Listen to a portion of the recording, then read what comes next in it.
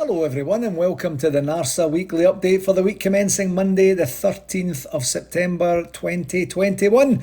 It's Gary Gillen here again and I'm your host for this week's edition as usual, and I hope you're all having a great week and basking in the glory of being back to where we belong at the very top of the Scottish Premiership table after just 5 games of the season. We were just talking yesterday about how much of a crisis our season has been thus far when we are top of the league in the next round of the League Cup and looking forward to hosting Lyon in the first group game of the Europa League.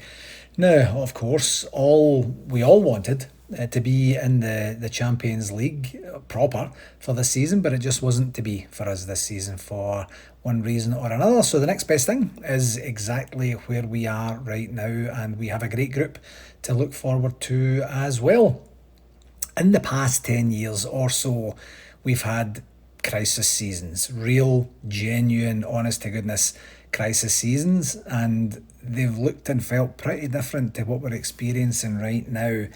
So I'll take what we have and be very happy and thankful for that, and all with the good news that we know that we are not even close right now to our own high standards this season thus far in terms of how the team has been playing. I guess it's just going to take a bit of time and effort and endeavour to get us back to those heights that we enjoyed so much last season, but we know for a fact that we will, and when we do, the rest of the league knows what's going to happen. There's going to be win after win, there's going to be clean sheet after clean sheet, and another staunch march towards another title. So very exciting times ahead overall. And in that positive vein, I did want to start this week by talking about the best feel-good factor we all had on the Rangers front from last week was the photographs of my best mate Sir Walter Smith at the charity golf tournament in Loch Lomond that he attended. He was looking a wee bit frail, as one would after the cancer battle that he's basically in the middle of right now, I imagine, but he was smiling. He was looking better than I thought he would, to be honest, and it was just fantastic to see the photographs come out. And then he's partnered with another ex-Ranger, who did pretty well for himself in the game too, Sir Alex Ferguson. So just absolutely dynamite to see both of them together, and of course more so Walter out and about again. So hopefully that's the first of many more to come as he continues his battle back to full health. Just absolutely magic to see, and I'm sure everyone agrees. And this week's What Gaz Got Wrong last week, once again, nothing. So I think we can officially, formally retire this little section from the pod. No doubt I'll make a mess of something this week and someone will jump on me and I'll maybe have to reintroduce it at some point. But for now, I didn't make any mistakes, or certainly any mistakes worthy of people chinning me for them. So I'll take that as another win and we can retire this section from this week onwards.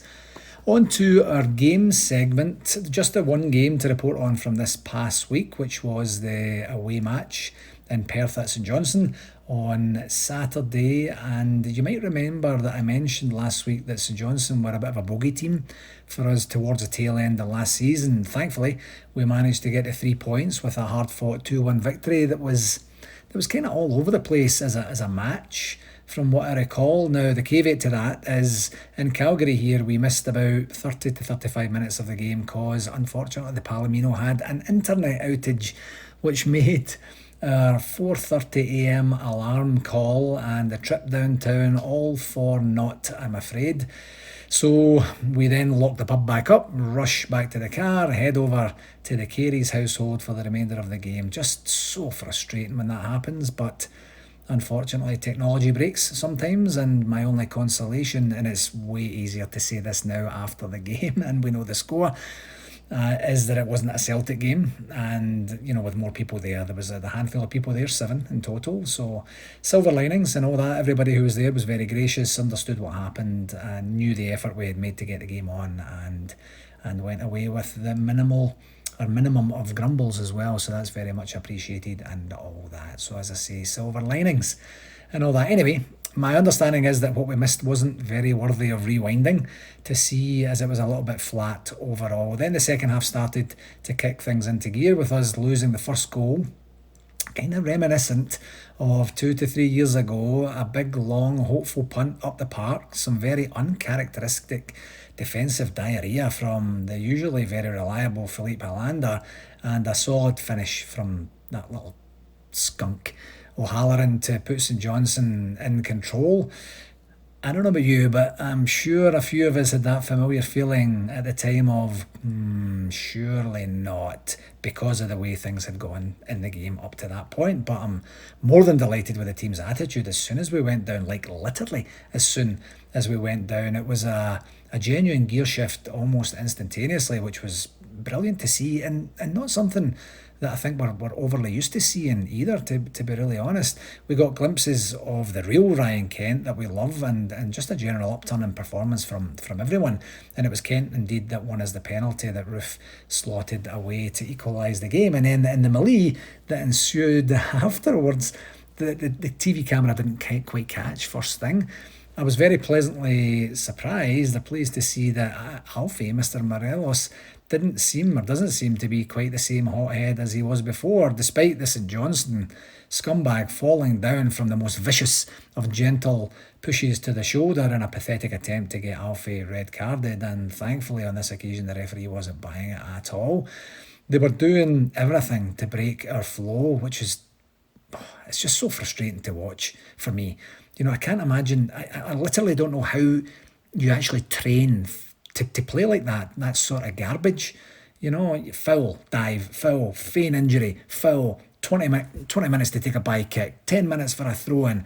That's just not sport. It's certainly not football, in my opinion. And then up steps Captain Marvel, James Tavernier, with an absolute wonder goal, which turned out to be the winner. An absolutely incredible finish, just brilliant. Now, admittedly, when Tavernier first hit the shot, I grumbled a less polite version of, oh, for flip's sake, let's just use that term, only for the ball to twist and bend its way into the back of the net. And then for my lovely brother-in-law Andy to jump up and shout and celebrate in my face as if I was a fan of St Johnstone, which I guess is a thing you want to do. It's amazing how a guy getting a tattoo of the captain can change his opinion of the player in question. On this occasion, however, I deserved everything I got, admittedly, and I'm more than happy to take it, especially if it ends up being a win.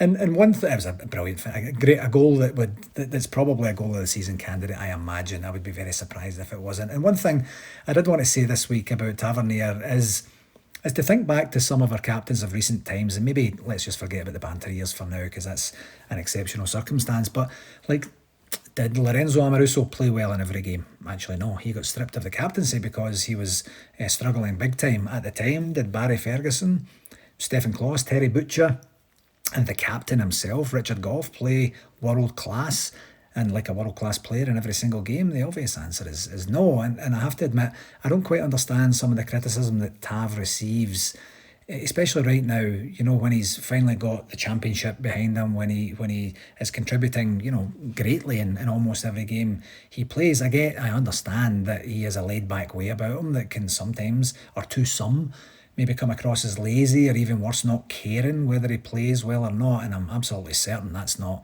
the case. What I would say is that just like us fans, and the fact that every single one of us Blue Noses across the globe supports Rangers differently, each Rangers captain should be allowed to captain their own way as well. And not every captain is going to grab his teammates by the scruff of the neck, or remonstrate with the referee at every dodgy decision, or crunch an opponent to get a reaction, or change the game, or anything like that.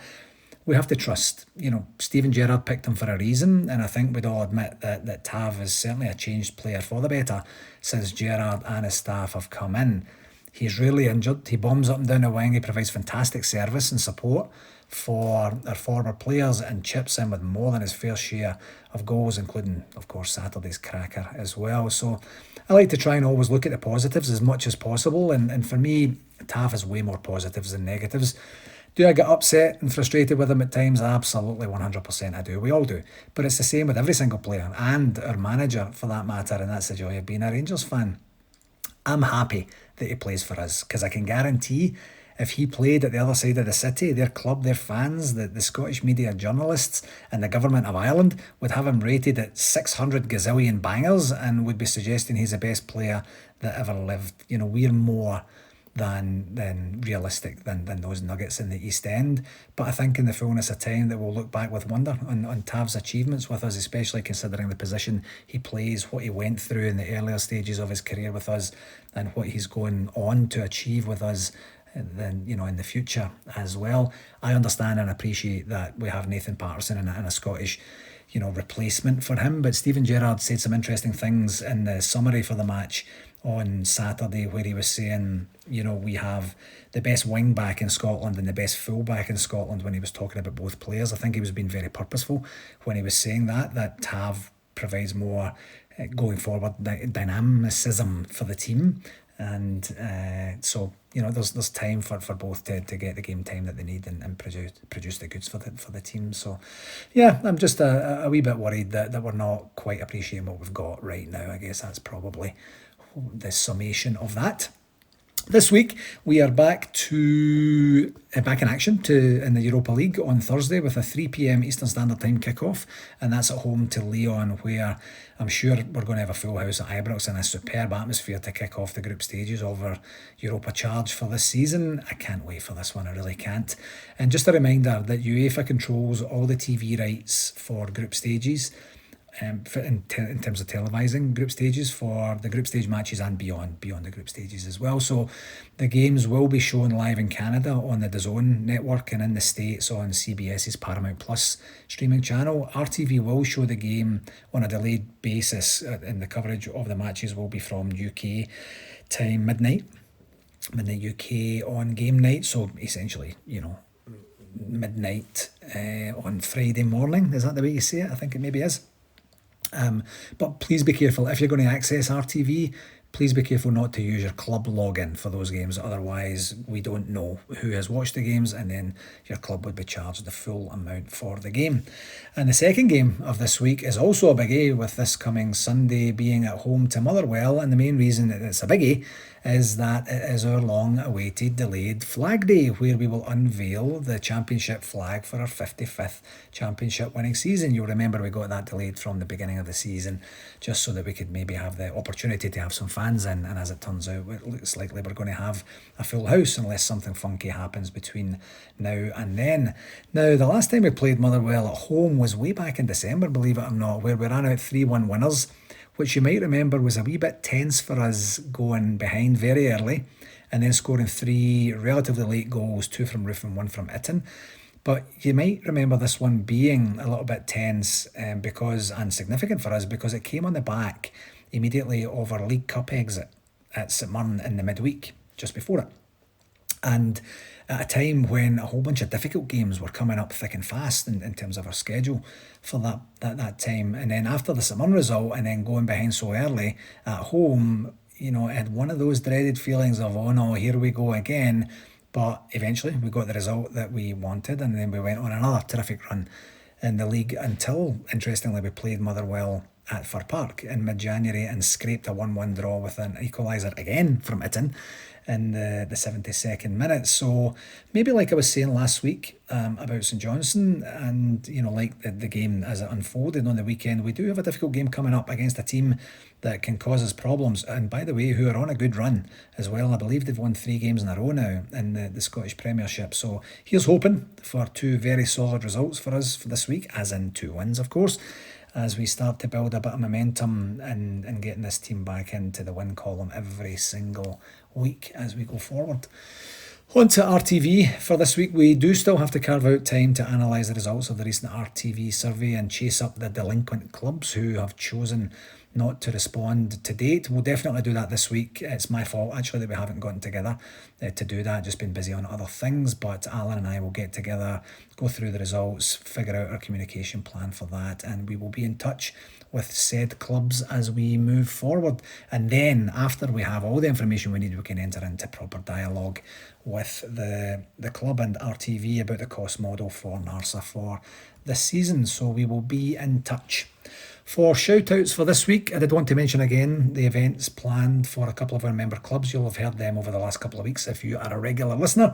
And firstly, Toronto number 1 have the charity race night on September the 25th. First race starts at 7:30. Excuse me. Pie and beans served, $10 per person. That's a hell of a bargain. And then on Saturday, November the 6th, from 7 till 11, they have the 2 for the show at $15 per person. If you need any information about that, please either reach out to Norma Maxwell directly, or you can reach out to me and I'll give you Norma's details and you can get yourself along there. And secondly, Bramalea have this coming Saturday their Rib Fest organised for Saturday, September 18th, starting at 4 o'clock, where you'll get a full rack of rib dinner, all the trimmings and entertainment from DJ Joe Cully, who does just a magnificent job, and you might hear a wee bit more about him in a wee while here. And tickets are $30 per person, and you can secure them by emailing your monies to bramaleerangers@gmail.com. That's bramaleerangers@gmail.com. I also chatted with Scott Allen today, and he wanted me to mention the fact that if you want to go, but you don't want to go for the full dinner, the cost is $5 per person. So instead of $30, it's $5, and then you get to just sit and stare at everyone else as they eat their dinner. They also have their Queen Do organised for Saturday, October 16th at 7:30 p.m. Cost is $25, which gets you admission, access to raffles, door prizes and other auctions as well. And finally, they are doing the 50-50 draw. And they're only selling 100 tickets for the 50-50 draw. They haven't sold out yet. I checked that today. $20 per ticket. The winner gets 700. The second and third prizes are 150 each. And you can secure those by emailing bramaleerangers55@gmail.com. And of course, you can get the tickets from any of the committee if you happen to attend the venue, or anyone behind the bar as well. In another shout out, somewhat unrelated, I wanted to congratulate NARSA's very own social media guru and self-proclaimed James Tavernier's number 1 fan, Andy Carey, on completing his first 10k race of his running career. We both went out to beautiful Canmore in the Rocky Mountains yesterday morning, and Andy smashed his own personal best on the race at the same time, which is a brilliant feat for him. And thankfully the weather complied with us, and it didn't start to absolutely piss down of rain until we were all done and dusted. So we kind of shuffled away to the car and made our way back to Calgary after that. Thank you also to Debbie and Leo for their company in the car and support around the course, and last but not least to my love Erin and her lovely girls Victoria and Alexis for coming along to surprise us and cheer us over the finish line. It was a really good feel-good family vibe to the whole thing, and thoroughly enjoyable overall. So well done, Andy, and here's to many more races for us in the future. And finally for this week on the shoutouts, I did want to continue the discussion around the Daily Record's absolute shambles of a witch hunt against our good friends at Heart and Hand, the Rangers podcast. Just as a quick update for this week in case you missed it. David Edgar did a live streamed podcast yesterday afternoon with Gary from Blue Heart 1872, where he took us through basically all the happenings, like what happened, his opinions as to why it happened, and some very forthright opinions of the people and organisations that have been involved to date. As always, David is great value for a listen, and there are new things shared that I'm sure you would be interested to hear. I was certainly interested to hear them as well, just in terms of the entirety of the story from end to end as it is just now. So if you haven't checked it out yet, please do so by searching Blue Heart 1872 on any of the social media channels. For sure, I know that Gary's on Facebook and Twitter, so Blue Heart 1872, and you'll be able to catch it on archive and see it. Very, very worthwhile. I did chat with David briefly yesterday and asked if there was anything I could share on today's pod as a bit of an update for our listeners. Unfortunately, I can't really repeat what he said, as I'm trying my very best to keep this show as clean as possible each week, but just let it be known that he is up for a fight and is very, very vocal in how he feels about the Daily Record. What a guy. For our convention update for this week, the main update we have is that you'll likely I've seen that we have indeed confirmed the Govan Protestant Boys Flute Band as our Friday night Tam Plunkett Blue Night and Sunday Leaving Do entertainment. Yes, the lads are coming back to the strip to help us celebrate our 150th anniversary and our 56th title win. The communication happened all pretty quickly last Thursday with the band confirmed that they were in, when the band confirmed that they were in, so we didn't get a chance to usually do what we usually do and build in some anticipation and constructive communications as we would have liked, but that's okay. Every now and again there's lots of people involved in this and sometimes things slip out a wee bit differently than we would hope. But the main thing is the boys are in, they're excited and really looking forward to helping us make this one to remember. And here's a wee kicker. When I met with the hotel staff in Las Vegas last weekend, or the weekend before last, I guess it was, we were talking about some of the security challenges that were brought forward or kind of compromised in 2017 when the band tried to go walkabout on the Friday night and get down to the casino floor, which is just an absolute no-no. And the staff did confirm, and I didn't know this, that there is a permit process in place that can be applied for to help us do this sort of thing legally.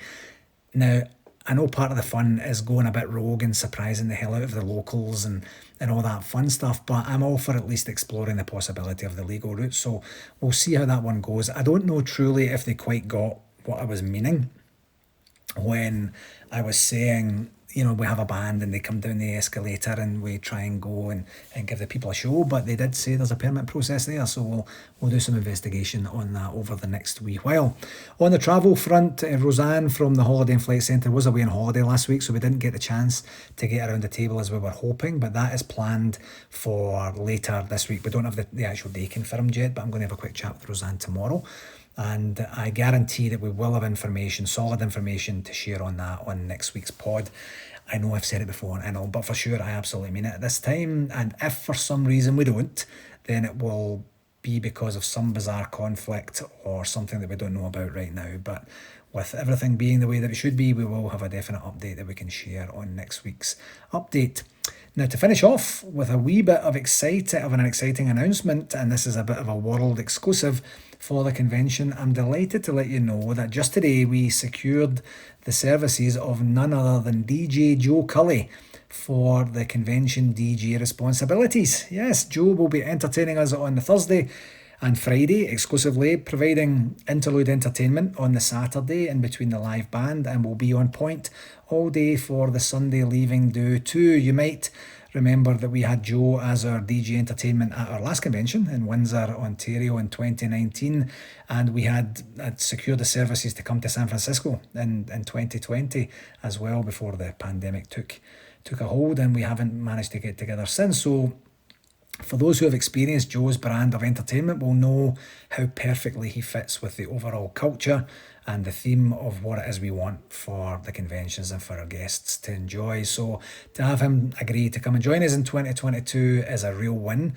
for our convention planning team, and my thanks go wholeheartedly to Joe for agreeing to come and help us out. So we are looking forward to working again with you, my friend, and we will keep the conversations going in terms of logistics as we move closer to the event. But this is the fun stuff that we get to organise, the actual tangible front and centre meaningful items that make a difference to the fabric of our events and the things that the guests that come to the events get to see. It's a wee bit of a precursor to us determining our VIP list and who will join us at the events too, which we've obviously been talking about that for quite some time, but it's not too far away from dedicating proper time to that and then getting the announcements out as we move forward. And as I say, this is the fun stuff. We do convention stuff every single day. Most of it is boring, back stuff that you'll never actually see in terms of contracts or payments or negotiations or whatever. So yeah, having a bit of a good time with that. Another plug from a convention perspective on the frequently asked questions document that we have on our website. Go there, check it out, and everything you need to know about the convention is there. We don't have any interviews organised for this week, but I do have David Graham on the radar, and we will get to that as quickly as we can. And we also have one more person who agreed to come on. It's just a matter of getting it organised and getting ourselves into the interview mode, and then we'll get that out as well. I don't think it's going to be this week. I would be surprised if it was. So maybe for next week. From the communication front this past week, firstly, I'm sure you've already seen the adverts out there for the documentary Relentless, the inside story and through the various Rangers channels. The Rangers website said your club channel was there every step of the way last season, from France in pre-season to Pittodrie on opening day to Gibraltar, the Czech Republic, Parkhead, and of course Ibrox, capturing unique behind-the-scenes footage, much of which has never been seen before. The new film contains unrestricted, unfiltered access to Rangers' historic title-winning season, including the celebrations on Trophy Day at Ibrox in May. So the cost for this is £4.99, just five quid basically.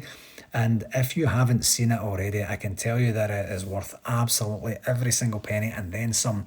If you subscribe to it, you do have access to it for about 12 months, I believe, or maybe up until May time next year. I'm not 100% sure. I can't remember exactly what it said now that I say this out loud. So you can watch it again and again and again. You can have watching parties. You can do whatever you want just to refresh your memory about how great it was last season. One wee logistical challenge I experienced when I was trying to buy it on the RTV site, it kept coming up with a notification telling me that I had to subscribe. But it was kind of vague. I'd thoroughly recommend that RTV makes their pop-up messages as blatantly simple as possible to something like, to purchase this product or to get access to this product, you will have to subscribe to it via our regular subscription process. If you want to do that, click here or something like that. Because every time I clicked purchase on the site, it didn't do anything but just stayed kind of static and then just kind of blinked at me, and then I blinked at it and then it blinked at me again and nothing changed. So it then just got me more and more annoyed, and I'm like, come on, man. But anyway, on to the positives. The film is so well done and is absolutely brilliant. Candid interviews with key people that we want to hear from, with their own personal account of what the season was like, how it unfolded, and what it meant to everyone when we got it over the line. It's just over an hour and a half long, but the time absolutely zips past. Leo and I watched it last night. I was making a point of watching it before tonight's pod, and it was just absolutely brilliant. I would absolutely recommend it to anyone who wants to relive in a relatively calm setting now that the season has passed and we know what happened. The season that was historic and emphatic for our great club. I'm actually getting goosebumps right now just thinking about it, and I dare say I'll be watching it again and again and again very soon until the 56th film comes out next year. On the topic of Rangers documentaries, the club also confirmed last week that it's collaborated with the City Talking Studios to produce a film called Rangers 72, which chronicles the journey to Barcelona in 1972, the successful Cup Winners' Cup run that we had. The producers have already produced other successful football films, including one with Leeds, and it's really great to see Rangers getting in on the act for this sort of stuff as well, because we have very significant stories to tell. We have a very significant history behind us as well, 150 years. So it's great to see us actually get an opportunity to broadcast this to the world and maybe to other markets that haven't quite seen us or don't quite understand quite the institution that we are. And Rangers Commercial Marketing Director James Bisgrove commented on the article, "We're delighted to announce this agreement with City Talking Studios for the Rangers 72 movie. It is fitting that in the club's 150th anniversary year, we will be able to produce a film which will tell the story of one of the most remarkable moments in Rangers history." And of course, this is the 50th anniversary. Or 2022 is the 50th anniversary of Barcelona 72 as well. So more details will be shared, of course, as we find out more about a release date and the like, but I don't expect it to be this side of the new year. Friend of NARSA, Andy Gray, and his team have somewhat revamped their podcast lineup for the Keys and Gray podcast, and they now have added a third person to their team in former Manchester City and Dutch international midfielder Nigel de Jong to their core team, and they've also added a wee bit more professionalism, or I should say polish, to the whole production. As you know, I'm a big fan of the Keys and Gray podcast, and the new format is very good. Progress is always good, and I'd love at some point in the future to be able to be in that position with this podcast. But admittedly, their audience reach is a wee bit different to ours, so maybe it's just a pipe dream by me. But all that said, they did a good job with the format. Nigel talks very well and challenges the guys on whatever topics they are talking about, so I'm really looking forward to seeing how that grows and nourishes itself as as time moves forward. And you may have seen today on social media that we did launch, finally, the competition for the 2 tickets giveaway for our NARSA Partner 5 Stars Exclusive Managers Dinner for either March the 3rd or 4th, 2022 at the Doubletree by Hilton in Glasgow, featuring 3 of my best mates, Graham Souness, Walter Smith and Alex McLeish, of course, and an undoubtedly soon-to-be best mate, Dick Advocat. The question we've asked is for you to tell us what the cumulative number of full international caps the 4 guys have between them, the 4 guys being Souness, Smith, McLeish and Advocat, have between them from their playing days. So if you visit us either on Facebook, Twitter or Instagram and submit your correct answer to us by no later than kick-off for this coming Sunday's game, Flag Day against Motherwell, then you will be entered into the pot to win it. And you know, I'm glad it took us a while. We finally got there. Good luck to everyone who enters, and may the best Blue Nose win. From the activity I've seen today on social media, just keeping a very close eye, or a cursory eye on it, I should say, it's been very, very popular, and unfortunately you can't hide your answers, so everybody's just jumping on with the same answer. So we're going to have a bit of a job of collating everybody, then putting it into a random finder and drawing it. We'll video that just for evidence, and we'll get that drawn on Sunday afternoon. That will do it for this week, my friends. As always, I can't thank you enough for taking the time to listen, and please do share it with anyone else that you think might enjoy it. And until this time next week, take care of yourself. Here's to 2 great results for our wonderful team. Take care. All the best. Cheerio.